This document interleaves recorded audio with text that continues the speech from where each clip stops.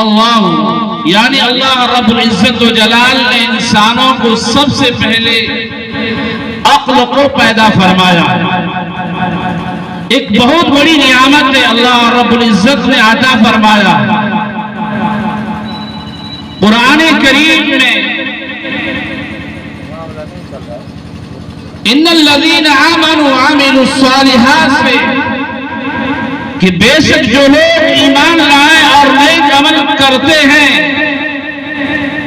تو عقل سے ہی کیا جاتا ہے۔ جنت میں عقل کے مطابق درجہ پائیں گے۔ حضرت عائشہ فرماتی ہے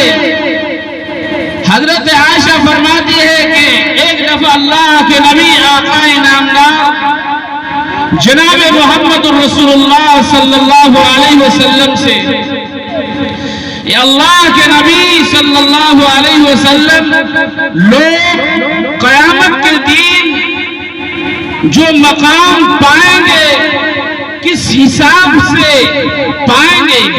اللہ کے رسول سرکار دو عالم صلی اللہ علیہ وسلم نے ارشاد فرمایا کہ عقل وہ حیران ہو گئی۔ حضرت عائشہ صدیقہ رضی اللہ عنہا حیران ہو گئی، پریشان ہو گئی کہ کیسے عقل سے انسان جنت میں پا جائیں گے۔ تو اللہ کے نبی نے فرمایا کہ عقل ہی سے انسان کو راستہ بتاتا ہے۔ اور اللہ کے نبی علیہ السلام نے فرمایا کہ عائشہ عقل کو بھی استعمال کیا جاتا ہے، عمل کو بھی استعمال کیا جاتا ہے۔ دین اور دنیا کو دونوں کو استعمال کیا جاتا ہے، تبھی انسان جنت کا راستہ پا سکتے ہیں۔ اسی کو کہا گیا ہے لفظ کی دو قسم ہوتے ہیں، لفظ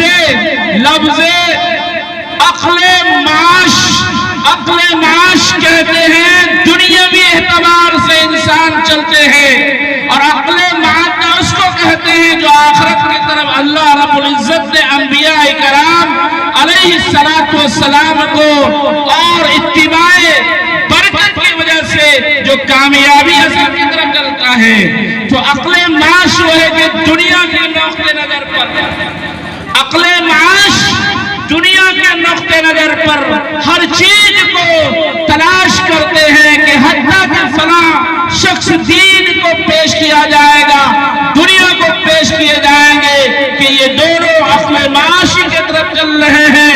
اگر انسان سے کہے کہ فلاں کام کو کرنے کے لیے کہا جائے وہ کرنے کے لیے تیار ہو جائے گا، مگر ان سے کہا جائے کہ تم کاروبار کے لیے کرو، اس میں کرنے کے لیے تیار ہو جائے گا۔